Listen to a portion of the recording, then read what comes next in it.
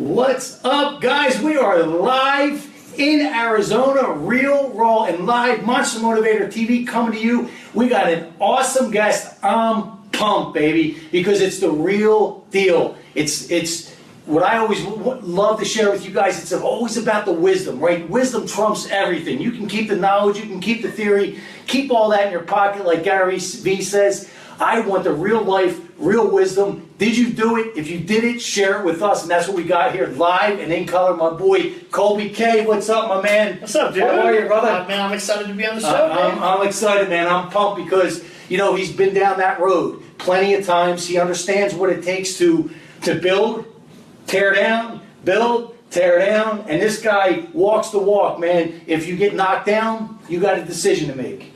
You're either going to stay down, or you can get up, back up, and wipe yourself off. And the reason we connect is there's no other option. You just get up, wipe yourself off, and figure it out and keep moving forward. So I'm pumped, dude. So introduce yourself for some of the people that might not know you, and then we're going to jump right into it. Love it. Kolby Kolibas, a.k.a. Kolby K, or the Healthy Primate. I was born and raised in Salt Lake City, Utah.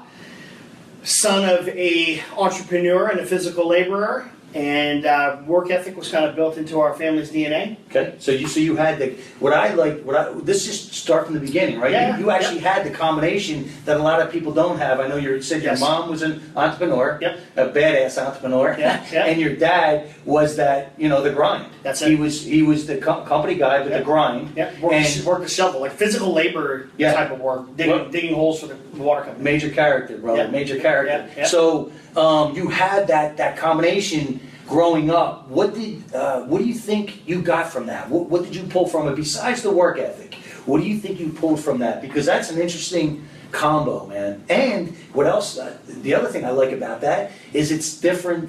Usually it would be the other way around. The mom, the wife, would be the 9 to 5 or the company, right? And the husband would be the entrepreneur. So now you had a different mix, man, and you're going to be able to share a lot of cool stuff. I like this. Here's the interesting piece is with it was a really interesting time. So my mother was in logistics, which is a very heavily male-dominated industry. Okay. And women that led out in front of working in the early 80s was not like super break down logistics for people that might not trucking, freight forwarding. Okay. So everything that we consume comes to or from a truck. Okay. Just transportation, trucks and trains. That's the backbone of America, right? So she was selling wicker and furniture on trucks, and we would load these trucks up and drive cross country as a family. Wow. And that turned into understanding how logistics worked and an opportunity in trucking. But it caused a lot of friction at home because my father, you know, he worked his ass off to provide for the family, and then my dad, I'll put it to you this way, my dad worked to work, my mom worked to own the company. Right. Right. So it was a different time then. I mean, it was in a male-dominated industry where she was out in front. It caused a lot of friction. So the things that I did learn, you know, my youngest brother at the time, we're 8 years apart. He was very young, and I would go load trucks, and then we would travel and take road trips together. So one of the things that stood out for me was watching my mom always looking at opportunities to try to provide value. Okay. So then you get the work ethic. Well, you're going to get the work ethic from both because that is a brutal business to be in. A lot of hours. And then my dad, the next kind of piece that you're going is my father worked a shovel. Yeah. There was a time in the middle where they ran a barbershop. And before that, my dad worked for the electric company, and then he got to the water company. And a water main would break, and he would get paged, and his team would go down at 3 in the morning and dig out holes, man. Yeah. Dig holes. Yeah. And that's it. So that's an interesting combo, just the way it all breaks down. And then you said it started to actually pull the family apart? Yeah, a little bit. Okay. So, family separated. I was 13 years old, and then I moved around a lot. I went from Salt Lake City, Utah to Southern California. Okay. So I was in San Diego. Went to school there for a little while, and went from San Diego back to Phoenix. Okay. Phoenix to New York. New York to Hawaii. Hawaii back to Salt Lake City. Now, how old were you when you were in New York? I was 17. Okay. Yeah, so wow, you definitely moved around. And then went from there to Hawaii to Phoenix. I mean, and talk about culture shocks, man, because I'm from the East Coast. Yeah, man. You come from Salt Lake City, Utah to New York. Well, it was one of those things though, like getting on the subway for the first time felt like home for me. Like it felt like the right thing, and I was supposed to be there. Really? My dad's from Long Island. Yeah, so it felt good, man. Where at New York? Long Island. Where I stayed was in Manhattan. We're down in the city. Wow, man, that's yeah. Because I came out to San Diego in 2008 from Jersey, Philly area, New York area, and it was definitely a whole different mindset. Culture shock for sure. But definitely. Look, it's sunshine, man. Come on, you know sunshine. Oh man, this is paradise, man. This is paradise. It drizzles a little bit and they whine. I'm like, I don't get it. So all that created this foundation really to figure out, look, how we can do it versus why we can't. Would you say that's a pretty accurate statement? Yeah, absolutely. Okay, absolutely. Because Well, here's one of the. That's a pretty. When you look at work ethic, but if you peel the work ethic back, that's the obvious thing I gained from it. Right. I'll tell you what I gained from it most off. Okay. Is my mom put her life into a system, as did my father. And my mom had a 401k. She had Social Security. She got really sick. I haven't shared this story yet. This is a story that I was going to share my mom passed a year ago last week, and I was doing a thing on it. Why I'm so I push forward around entrepreneurship, and we'll get into what it is I do. But why I'm so forthright about why I want people to be an entrepreneur, at least try to figure out ways to make money for themselves. It goes to this. So my mom paid into a system. Her company was bought, and then she got into corporate America. She got really sick in her 60s. She had a gallbladder burst. She went and got her gallbladder removed. She got sick during the surgery. They gave her a blood transfusion. My mom got Hep C during the blood transfusion. Then they found she had cancer. Her insurance company dropped her because they said it was a pre-existing condition. And 6 months out of it being into the hospital, her employment dropped her. Wow. So think, I worked 40 years in a system. And now when I needed the most, there was nobody there. So my mom died 160 pounds overweight, lost her hair and her teeth in a nursing home completely alone. Wow. So when I look at that, Dave, I don't want my kids to fucking do that. Right. I don't want my kids to have to go through what I did. I don't want the kids to come and see me and identify the body in the morgue when I gave my life to a system when at the end of the day it wasn't there for me. And that's why that's one of the big things I learned was no matter how hard you work, when you're interdependent on other things that are outside of your control, you relinquish that control and you're totally vulnerable. You're vulnerable. And what I love about this, right, is it all comes down to the same thing. It's a different recipe, same ingredients. It's your why. Yes. Yeah. Your why becomes bigger than you, right? It's your mom and then your kids. Yes. So when that happens, you become unstoppable. Yes. You become unstoppable. But I love that. I'm going to share some other things that I know a little bit about Kolby. What I love, it's a combination of entrepreneurship, right? Making it happen, making shit happen. Let's figure out why we can do it versus why we can't. But also, he has an extensive background in the corporate world. Yep. So you're bringing things to the table that usually come from two different people. Yes. That's what I love. Yep. That's what I love about this. And we're going to share definitely your experience, where you came from, right? Your whole evolution and where you're at today. Because I'm pumped, man. I love it. I love it. This is my oxygen, as you can tell. Yeah, man. So first of all, how were you? Were you a good student? Did you like school? Were you an athlete? What was your thing? No, man, this is very kind of stereotypical. I wasn't good in school. Okay. I was diagnosed with ADD when I was 8. Knuckle it up, brother. I was diagnosed with ADD when I was 8. And I was very young when they tried to medicate me. And what it did to me, my parents didn't like what it did to me. So they adjusted my diet and got me in sports and kind of put me outside, right? So for school, I was really good in art. I was not good in math and science, and I got through it. And there was a point for me where schooling changed, where I specifically remember my father saying to me, like, I was a deviant as a teenager. My parents split up, and I got into a lot of trouble.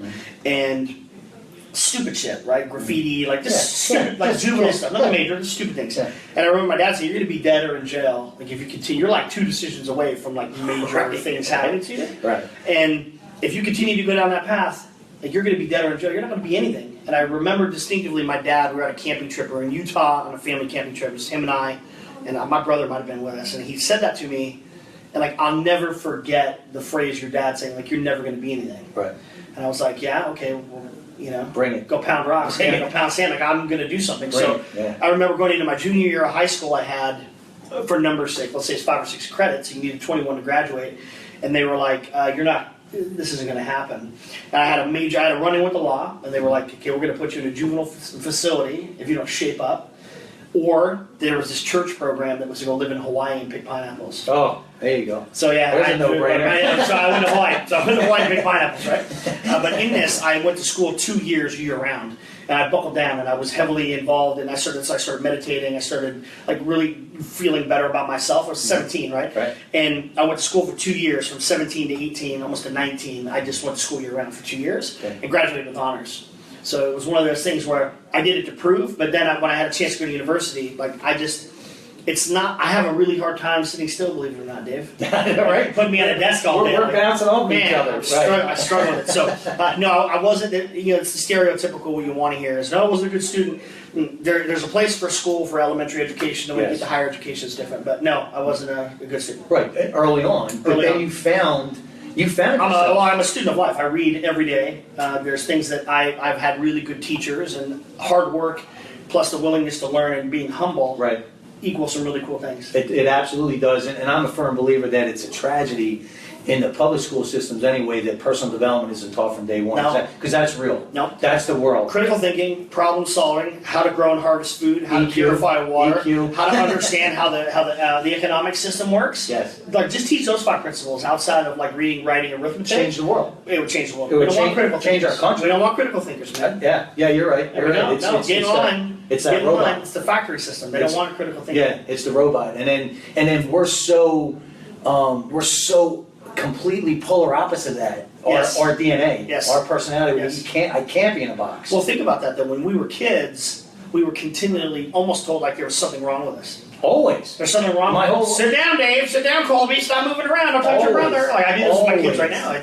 There's something about that I think when you look at that type of relationship or those types of characteristics in somebody, I think they get miscategorized and we automatically go to chemicals to treat it versus that's where the creativeness, that's where the entrepreneurial spirit sits. I mean, some kids need help, don't get me wrong, but I think there's 100%. It's a little bit different. 100%. Yep. I'm a little older than you, so I missed that chemical thing, right? Yes. Thank God, Yes, right? yes. But they put me on a diet, but sports was my outlet. You know, wrestled since 4th grade. Yep. I'm so wired that like they put me in baseball and I'm like, it's like watching paint dry for me. I'm out in the field, like I'm doing other stuff already. Like I need that intense.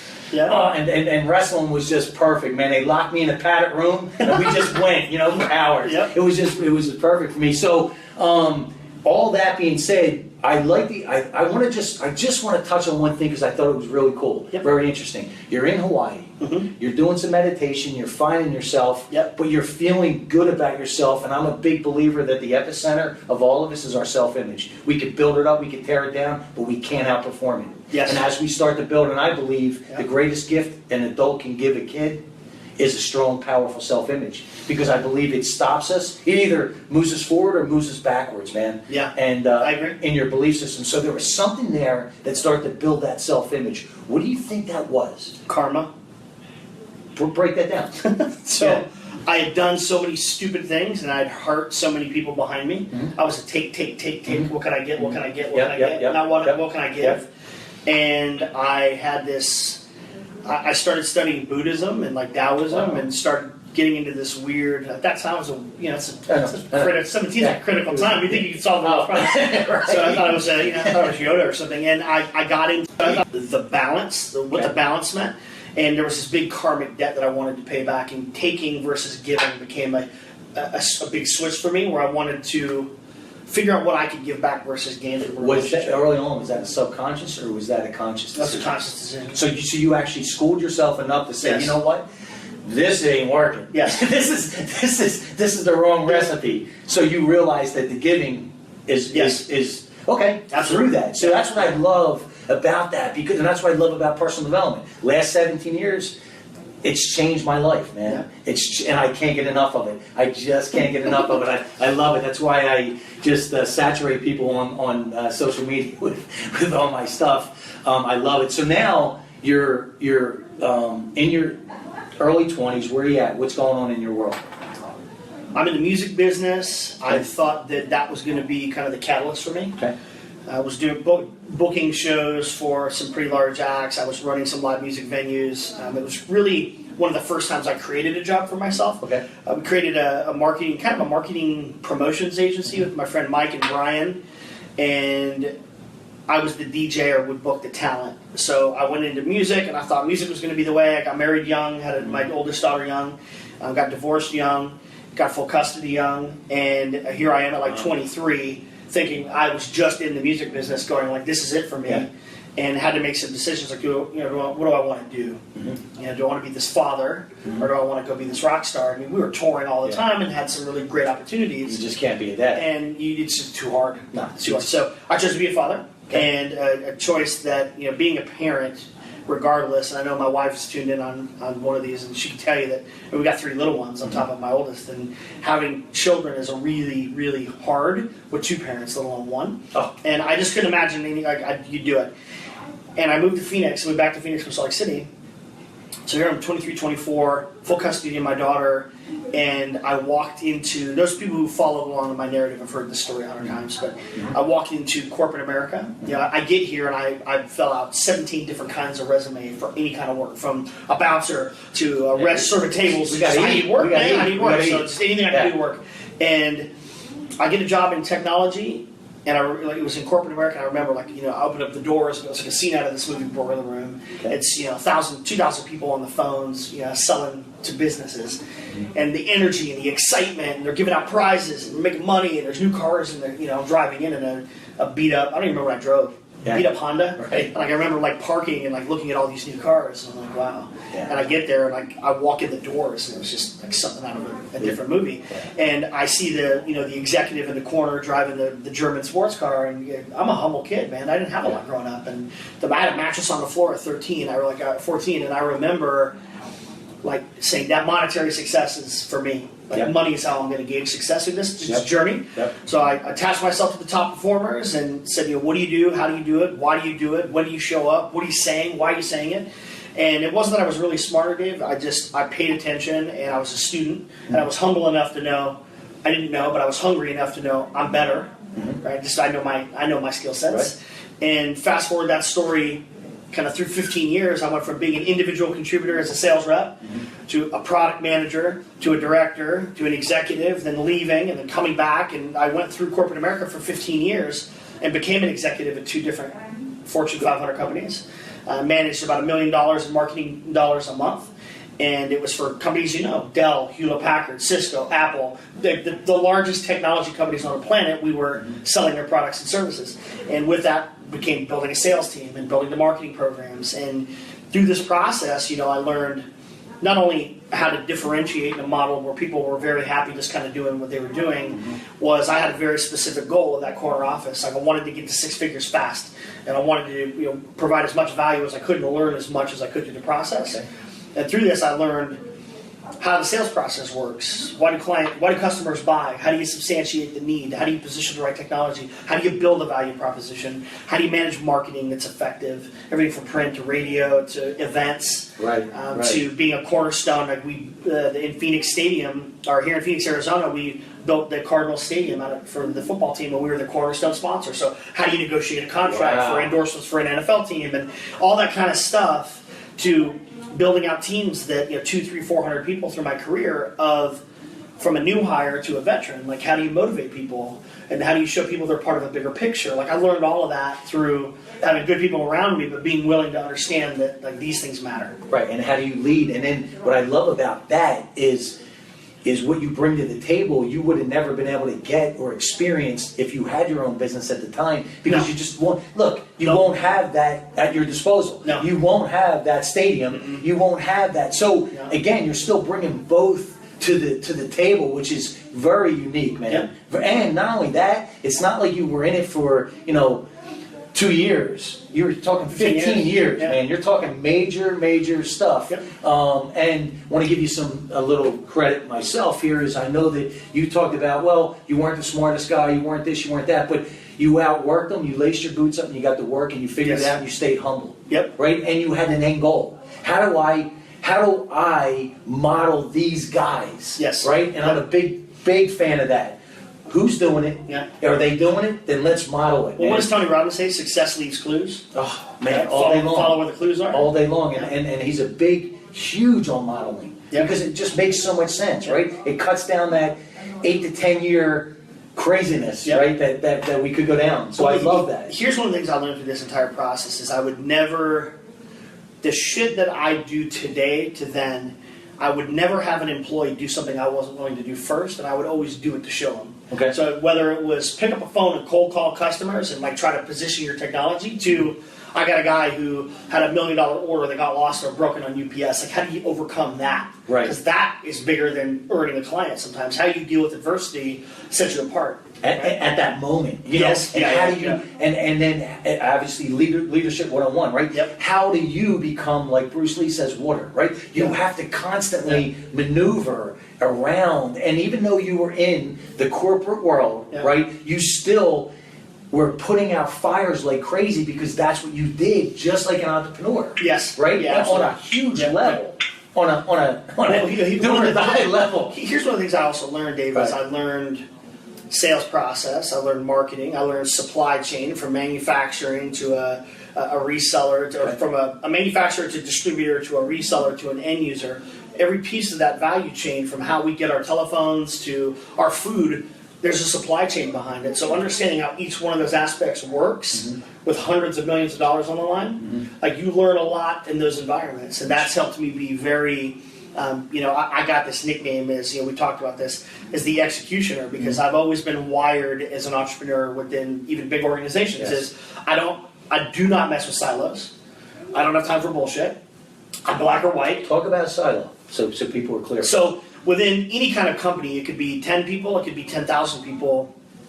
Different departments have different agendas, and their agendas might be, at the topical level, might be, as a company, we're going to be this holistic provider of technology, and it's this bullshit mission statement. So everybody says that, but then each department has a series of KPIs or goals or objectives, and they don't always interact, right? So sales might not have an alignment with marketing. Sales doesn't necessarily see that marketing is driving value in creating brand awareness and driving leads back to the sales organization to close.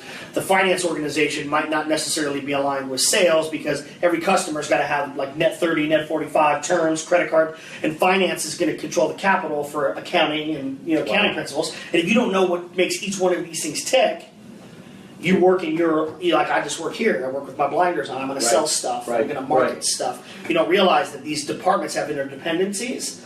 And your customers in any kind of company is, my customer is my employee, my customer is my subordinate, my customer is my shareholders, my customer is the different departments. So my customer is the person buying my shit. Like, there's understanding all of those things, understanding how what drives each department allows you to come in and say, like, no, like, I'm not going to fight with finance about this because this is what we're trying to do, and having a goal and objective of making sure the company as a whole is finding value in what it is you're doing. So I come into these meetings and I built out what's called the Execution Manifesto, which is kind of a 4-step process that all these organizations I've worked for we've used. Identifying a group of customers, right, or a group of people that have a need, a business problem, a problem that exists, right, and then creating a product or service that substantiates or solves that need, validating that product or service, they'll buy it, and validating that it's still relevant. That piece continually gets missed. Is I have a great idea, and I go create a product, and then I do very little validation. Then when I go to sell it and bring it to market, nobody buys it, and I wonder why nobody buys it. Yeah. The validation piece will save you a lot of money. And then selling. I got to sell my face off, right? So there's a process I put together just over your long time of doing it, that these large companies would bring me in and say, okay, we have this specific product we want to bring to market. What do you think? I got a spreadsheet and some numbers. Like, what do you think? And 2 weeks later, we'd come back and I'd have a full business plan and a marketing agenda, and here's what we're going to do, and here's how many resources we're going to need. Here's the sales model. Here's what the revenue model is going to look like. Here's the profit back to the organization. Here's how much we're going to reinvest. And that process just works. Let me ask you this: the DNA of an entrepreneur, that's exactly what you are in that corporate world. How were you able to deal with for 15 years the red tape and the political nonsense? Because they all have it, and that's so hard for us. Yeah. Like it's so. Well, I work fast. I don't do well with. It's going to take 9 weeks to get it done. Right. One of the things I do really well is I do well managing peers. I do well managing subordinates or direct reports. I don't do well managing up. And it's just through my entire career, I've always had a problem. It's not a problem. I have a hard time managing up because of the red tape, the bureaucrat, and the bullshit. A lot of times, I spend more time selling the up than I do executing. You're an entrepreneur. Yeah, so that stuff, that's been a struggle. So one, acknowledging that it's a struggle. B, understanding what my role is. You need to know what your place is, right? It's not my job to tell the CEO to go pound it. Right. It's like he's got a vision, and I'm going to learn something through him sharing his vision with me, and maybe what I'm trying to do doesn't align, and I have to adapt. My entire career has been around pivots and adjacencies and adapting. But that's an entrepreneur. Yes. That's our daily thing. Let me ask you this. Yep. 15 years in the corporate world, Fortune 500 companies, Fortune 200 companies, Fortune 100 companies. How important, I know the answer, but how important, I want your feedback on this, how important and how vital is culture? I think it's everything, but you've got culture in a big organization that people talk about, and then you have culture that really happens. The real. And it's a lot of times, it's very different. For me, the culture starts with how the individual shows up every day. Okay. And then how does that translate into the bigger mission? Right. And you can create I was really big on creating subcultures within the larger part of the organization where when I talk about it, the whole company might not be marching to the same drum, but creating a culture for my team is something that I've always done. Okay, because I remember hearing Jack Welch talk about, when he was in his heyday, there was a time like him and his partners were buying a business a day. They were buying over 200 businesses a year, and he said in the interview, she said, "What's the biggest mistake you ever made?" And he didn't even blink an eye. He goes, "Putting the numbers over the culture." He said, "Every time we did that and we bought, it bit us in the ass every single time." He said, "I would say culture, then numbers, because it can always be." Changed. Is that accurate? Absolutely. From what you saw? Absolutely. Okay. Yeah, because I love that. So, how did you find yourself? How did you get yourself, or why did you get yourself out of that corporate world? It happened. I've always had kind of a side hustle where I've had some. Let me be clear. The word hustle too, because you think of hustle, you think of used car salesman, you think drug dealer. Yeah, East Coast hustle. East Coast hustles. I mean, that's our world. Yeah, it's a different kind of. It's a little bit of a. So let's talk about side revenue opportunities for things I've created, and for a year I had this customer subset that had the same problem for a year. So keep in mind, we built this business within the organization that was about $250 million from nothing. And it was this huge kind of piece within the large organization. And I'm always asking clients the same thing. First off, customer service for me is core. Is at the core of everything I do for any of my businesses. Is making sure that the client engagement, customer engagement, for the first time you see me, to getting a quote, getting an order, to what you're doing to be indoctrinated into my sales cycle, to once you purchase, what I do after. Okay. That's extremely important. All aspects of that mean something to me. From packaging to emails, all that shit matters. All of it matters. And I'm deep into asking clients what's working, what's not, if you could change something. And I found this group of clients that have the same answer every time I ask them. And I went back to the large organization and I said, because they weren't a software company development firm, I said, we have these same issues, we need to do something. And the same answer was, we're not a software company, we're not a software company. Dave, after a year of that, working 60 hours a week and just like, this is an opportunity, this is still an opportunity, and I knew how big the number was. We're talking hundreds of millions of dollars which could be spent. I said, you know what, I'm going to take a stab at it. So I started learning how to code. I'm not a software developer. I started learning how to code at night. That's awesome. YouTube classes, buying books, going online courses, to get one specific task. I needed to figure out one thing around user behavior. And once I figured it out, we built a business plan around it. And I did it at night, off company not using company resources, my own things. And I built a I built what was a test pilot program where I had about 250 people paying to be part of a pilot program. I used that money to develop. And then what I call it a calculated risk. Somebody's followed me, and I get a little bit of grief for this, but I have to be very clear. I'm not telling you to quit your day job. Yeah. I'm not. No. Building a business is not for everybody. And it's the cool thing to do because Instagram tells you to go do it. Yep. That's just bullshit. That's not business. Right. That's a flash in the pan. That's a fad. That's not real life. It's disco. I'm just kidding. What the real life is like, building an actual business is like, it's not something that's glamorized. It's not glamorous. It's hard as hell. Lonely. So I spent 6 months. So think about this. And let me put this into perspective. Yeah. I spent 15 years to get to kind of where I am and where I was. Sure. We built this brand new house, and I had this sports car and a motorcycle and all this shit. And I'm transitioning out of everything I had built for everything I took 6 months to transition out. It's called I took a calculated risk. Everybody knew I was doing. I left the business. I left. We raised $3 million of funding because at this point we had about 40,000 roughly in recurring revenue a month. We had about $200,000 in new revenue we generated in 6 months from an idea. Raised $3 million of capital, and I went. And I haven't looked back. And like we talk about, like, it's been really, really difficult. Like, and there's been a lot of good, but a lot of bad that have kind of come through that. Mm-hmm. So, but that for me was, there was a niche, there was a need, there was being told to me over and over and over and over, and the door of opportunity presented, and I could have either walked through it or just continued to deny it and just stayed down the path. Mm. And you just decided. I left. It wasn't connected. Well, the opportunity was big enough to go do my own thing, and I just haven't looked back.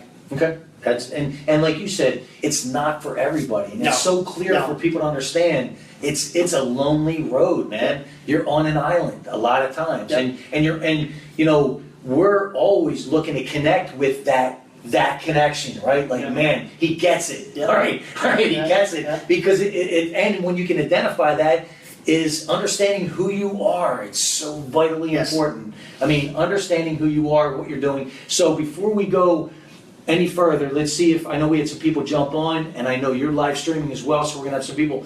Marion, did we have anybody jump on that we can acknowledge?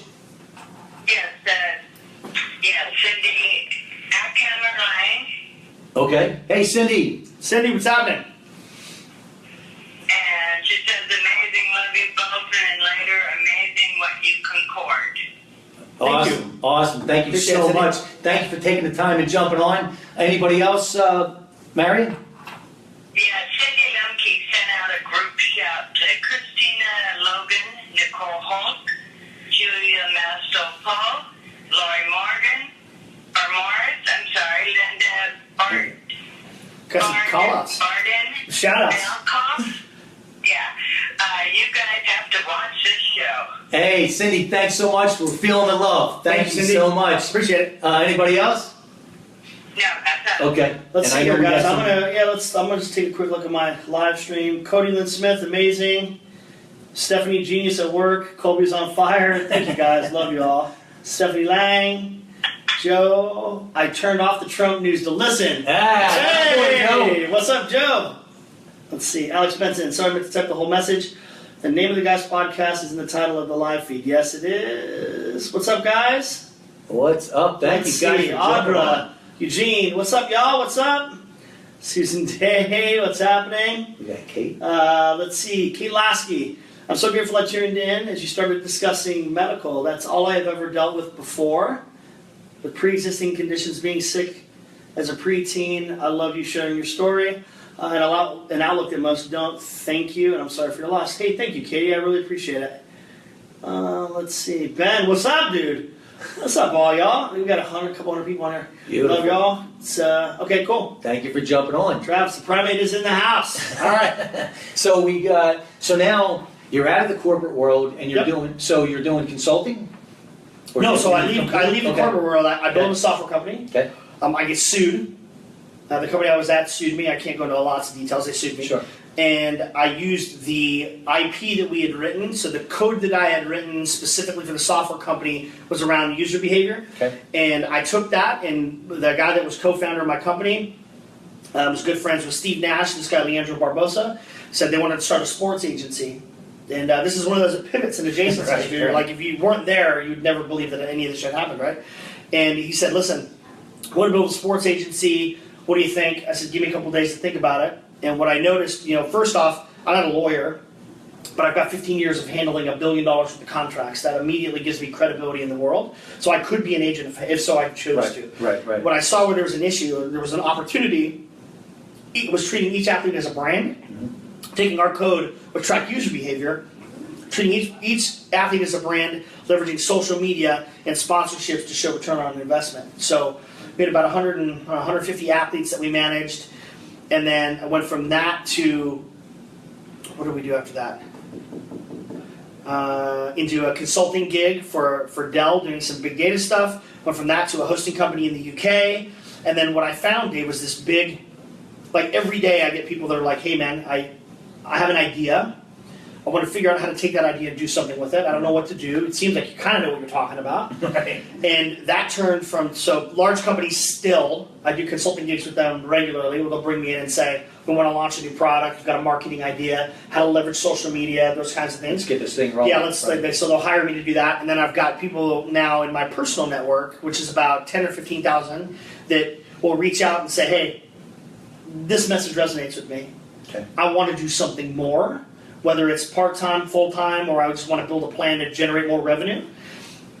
I've built a business around helping people do that. Okay. So, consulting, business coaching. Executing on their ideas. Taking an idea and executing an idea. That drives revenue. Yeah, that's so in a year, in 12 months, we're looking at 337 entrepreneurs in a year. Wow. Yeah, that generated close to 30 million in revenue. I remember that's what you were saying. So Yeah. close to 30 million in combined revenue in a year, and 300 and something. That's it. And some of them are part-time, some of them are full-time, Yes, some of them are Some of them are.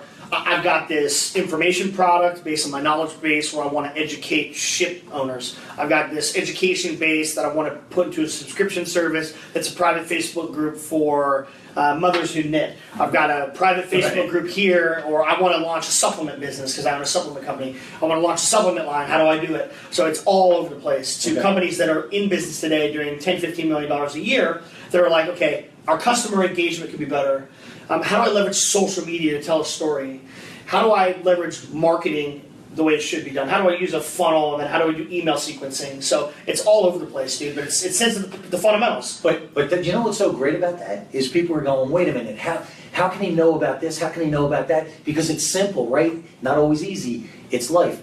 It's the same recipe, different ingredients. Yes, totally. It's the same recipe, different ingredients. Yes, I had a phone call today. Right. I had a phone call today where a guy that I was doing some consulting work with said, hey, his wife has a paleo blog and they get a ton of traffic. Okay. And like, do you have experience doing this? And I'll never tell you that yes, I've got experience helping that. Do I know paleo? No. I know enough to talk about it, but I'm not a paleo expert. But you don't. But here's what I do know. I know finding a group of people that have a problem or a need.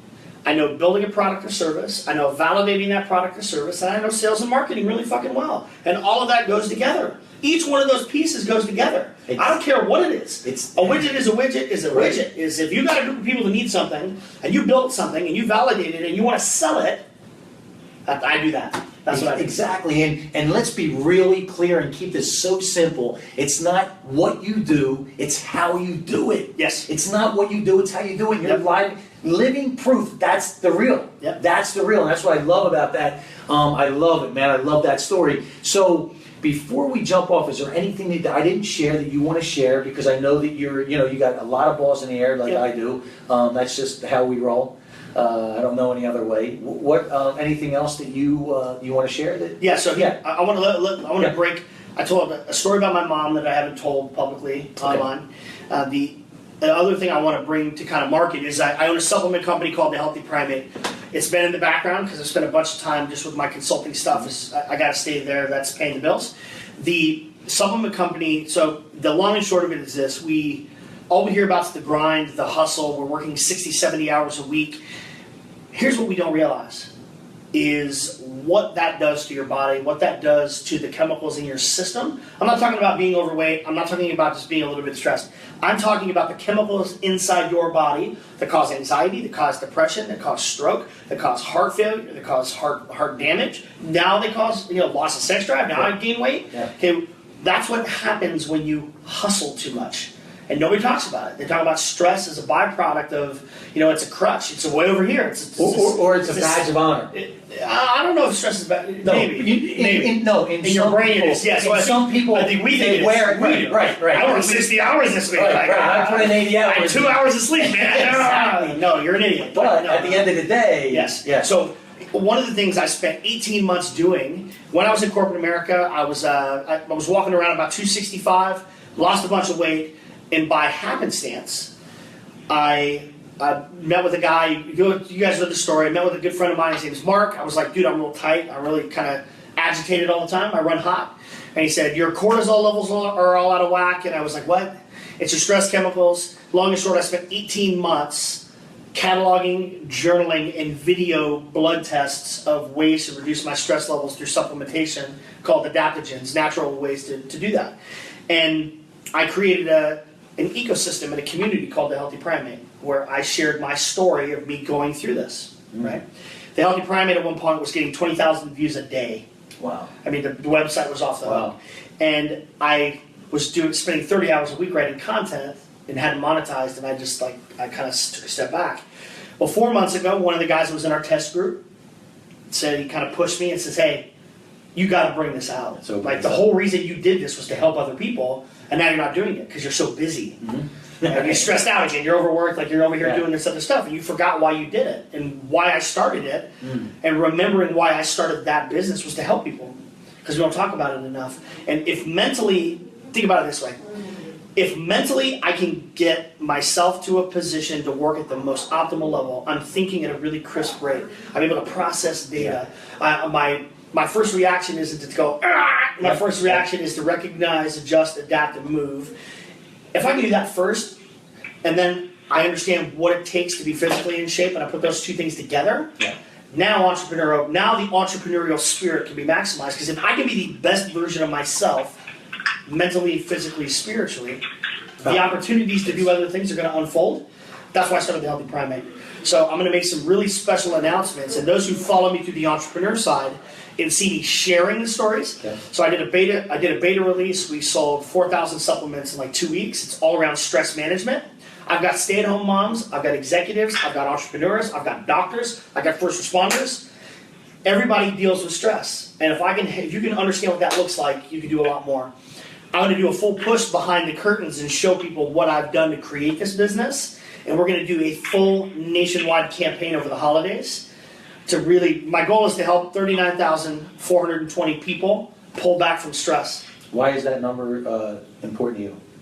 It's a financial number that allows me to reinvest in other product lines and substantiate it as a legitimate business. Love it. Right, so that's where that number comes I knew there from. had to be a reason. Yeah, there is. Yeah, you're not saying like 34,000. No. Right. So there's a specific number that it hits a revenue goal that allows me to give back. Everything we do gives back to PTSD research. Okay. And we do a lot of stuff with first responders and active and retired military. Okay. But now this allows me to take this into a scalable business when I hit that number. So we're going to be I'm doing a behind the scenes. Those who follow me on Kolby K on Facebook, and those who follow me on Healthy Primate, you're going to get a very interesting dynamic where these worlds are going to meet. Because over here, I'm going to show you, I'm negotiating with the suppliers. Here's my marketing campaign. Here's the funnels I'm using. And then over here with Healthy Primate, you're going to see a nationwide campaign gets released. Here are the characters.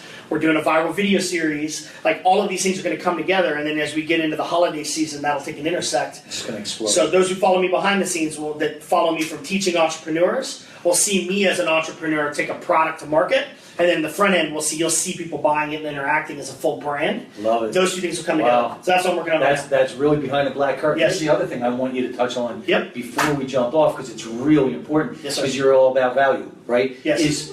There are people out there that maybe can't right now bring you on as a consultant. It's not in their budget, but you already solved that problem. How'd you solve that problem? So I take all of this, lay them up, man. Right. What I do to help people take ideas and do something with those ideas, I put into a private community of entrepreneurs. Right? It's invite only. Okay. It's a private Facebook group called Bare Knuckle Media. Okay. And in this group, it's a monthly subscription service. You come in. It's a group of entrepreneurs that are just like you, trying to figure out how to monetize and build their ideas and their plans, and take those ideas. I'm in there every day. Bits of wisdom. I do a webinar every week. I go over in detail the execution manifesto. I solve people's problems. We build marketing funnels together. Like, we do all of that within that community, and it's a community of entrepreneurs. Okay. So if you're interested, you'll have my link. Just PM me, and you'll, or actually go to bareknucklemediagroup.com. Well, when we go to reshare this, Yes. you're going to be able to interact. I'll pop So it. anything you have. Cool. Now, let's be clear. Yep. Now, everything that you're going to learn in that group, if you become a member, if you want to bring him on as a consultant, Yep. it's just going to 10x it. It's just going to maximize. Oh, absolutely. Yeah, I mean, Yeah, just look, it is absolutely. what it is.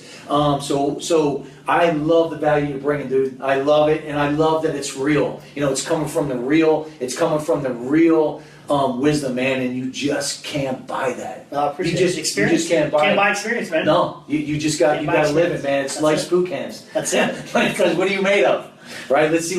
You connect with this guy. If you have any questions, reach out. He's the real deal. And I'm really very grateful that you took the time, man, to come on. Of course. I am. Well, can I? Yeah, yeah. Well, I want to Sure, wrap this go on, up, brother. Dave. I want to wrap this up with some tangible actions that your viewers can take Love it. right now, Love because people, you know, your viewership when I go and watch your shows is very diverse, and what I want to give you some practicality and some things you could do right now. What I want you to do is I want you to take a sheet of paper, and on one side I want you to list what your strengths are. What it is you're strong at doing. Is it communicating? Is it selling? Is it graphic design? Is it playing the flute? Is it skateboarding? I don't care. We're working on motorcycles. What are you really, really good at? And let's do this, right? What is your talent? Give me your list of talents. And before you continue, so there's Yep. it's clear, right? Yes. There's no fog, right? We No. hate fog. Yes. The more honest you are with that list, the more accurate it's going to be. In other Yes. words, if you really aren't that front guy, Yes. then just say it, Yeah. right? I'm not the back end guy. I'm the front guy. Yes. Right? Hey, So- you're not Larry Fitzgerald. You're not out there catching balls. Right. List the talents in one column. And keep Right? it real. As many as you can, to be honest. The next piece, I want you to make a list of the things that you are absolutely most passionate about. Is it creating a nonprofit to help the homeless? Is it giving back to my local communities? Is it creating a software application? Is it, what do you like? What do you really, really want to do? If I gave you $1 million check today, after you paid your debt, what the hell would you do? Like that right there. So you've got your talents, you've got the shit that you like, that you're really passionate about, and then the last column is a list of things and lies you've told yourself as to why you can't do those. I don't have the time, I don't get the buy-in from my wife, or my buy-in from my husband, I don't have enough time in a day, I don't have the money, I'm not going to get my family and friends aren't going to accept me. I want you to take all of those things together. That at a highlight is going to be your set. You're going to come up with 1 or 2, 3 of those ideas, and then those specific objections you're going to realize are bullshit when you really have the want and the will. And when you take what you're good at and you take what you're passionate about, those two things will intersect, and you'll find a great opportunity to co-create something out of that. I love that. Right? Here's what else I love about it. If you don't do it, you can only look in the mirror. That's up to you. He just gave you a real life, practical step to get rolling. And if you don't do it, yes, and if you don't do it, that's on you. Yeah. So here's how we're gonna. Or even if you have the shit you have experience with. Yeah. I say this all the time, right? Is take what you like to do, take what you're good at, take what you like and what you're passionate about, take your skills and the things you've spent 15 years doing, or however long you've been doing them. That right there, that is a great recipe for a business opportunity. Right. Whether it's a physical good or a product or a service, that is your gateway to do what you love to do for the rest of your life, whether it's part-time or full-time. And you just opened something up real quick because I want to talk to you about this. Yep. Hey, look, at the end of the day, I'm a huge proponent on running with your strengths, but enhancing your weaknesses and being clear on what is your weaknesses, right? And when you can be clear on that, you can't fix it if you don't know it's broke. Yep. So talk on that a little bit about your weaknesses, man, because we all have. My weaknesses. Communication. Not so much yours, but as a whole, the community out there, how important is it to enhance your weaknesses? Whether it's that other person, whether it's that... Okay, so when I think enhance the weakness, I think get stronger at the weakness. But I think what you're saying is identify the weakness and then figure out a way to make that not as much of a crutch. Yes. So Yes. if marketing is Yes. not my thing, shouldn't be the marketing guy. What I should do is learn enough about it to understand it, then I outsource that component. Absolutely. And I think it's extremely important. Because what happens is there's a phrase that one of the co-founders of one of the companies I worked for said to me that I'll never forget.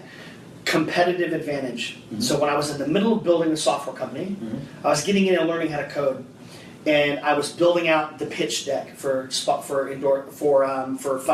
I was building out the sales collateral. I was building out the tools. I was building out the PowerPoint presentations. I was doing all of it, and then I would get stuck spending a bunch of time in the software development piece and the finance piece. Those are not my strong points. So I'm strong at selling and marketing. That's what I'm really good at. Right. And my partner came to me and said, listen, I know you are smart enough to do those things. It's intellectually you can do them, Yes. but they're not your competitive advantage. Right. That phrase, competitive advantage. Love it. What is your competitive advantage? What is your strength? What are you really good at? What are you world class at? Love it. Focus there, identify the other areas, and understand how they fit in the entire kind of pieces of the puzzle. And then understand, you have to understand how that shit works, because if one piece doesn't work, you got to understand how the puzzle works. But understanding where you can say, I'm going to go focus here and outsource. Yes. It might cost you a little more money up front, but what that's going to do is pay multiple dividends, because now you're able to focus on the shit that you're good at. It's a must. Yes, you have to. It's a must. That's how you scale. Right. You could not do it, and you could be stuck as a one-person shop making $10,000 a year. You're an employee. You're an employee. You're your own employee. Right. When you figure out how to outsource some of that stuff, and delegation is really, really hard, dude. Yeah. Especially as an entrepreneur, you do not want to delegate anything. You want to own everything. Yeah. The good entrepreneurs that are able to delegate now become CEOs. It's you have to, man, because if not, I always say that if you're not going to do that and you're going to try and do everything yourself, just go get a job, give them the headaches, and you have the weekend off. Yes, right? Absolutely. I And mean, you got 2 weeks paid. right? You got insurance. Yeah, Right. I get it. Right, just give that to them. So, guys, we're going to reshare this. As you know, Marion, anybody else before we jump off that we want to acknowledge? I know you got a bunch of No, people. not anyone else. Okay. Before we jump off, let's see. Travis, that shit works. It saved me. Yeah. So, Okay. thank you, Joe. That's a big dude next to you. He is a big dude. Primates Unite. Mike Mills. Mike Mills. What is up, my dude? I'll announce this here. Yeah. You got 3 or 4 things we kind of announced on the show today. Yeah. So, talked about my mom. Talked about the Healthy Primate. Let's tie this in too and just get it all on live TV, right? We've got our first official sponsored athlete with the Healthy Primate. Oh, my man. Yeah, his name is he's on over here on my live cast. His name is Michael Mills.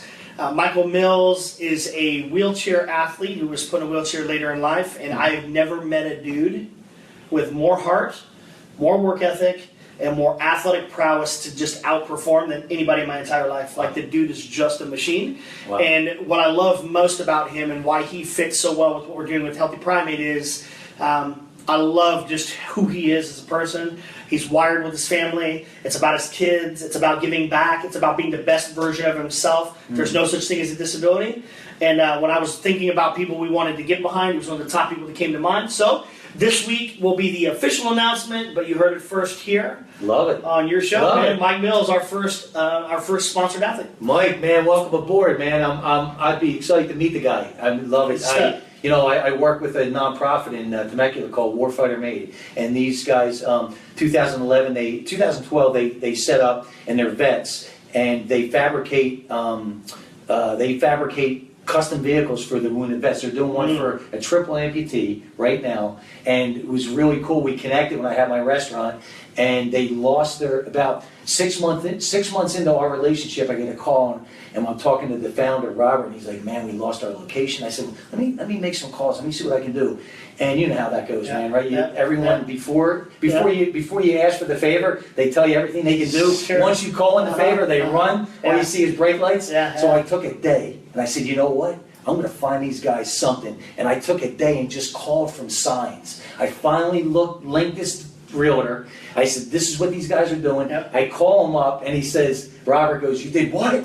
What?" I go, "Go with it, man." So, long story short, they got a 6,000 square foot facility. Awesome. They have more sponsors now than they ever did because they created that void, right? And it's a vacuum, right? As you know, and pulled them through that fear barrier. But check this out. One of the vehicles that they're building right now is a 72 Nova, and he's a triple amputee. His dad was a Vietnam vet. When his dad left Vietnam, came to the States, landed, walked across the street, bought a Nova off the floor.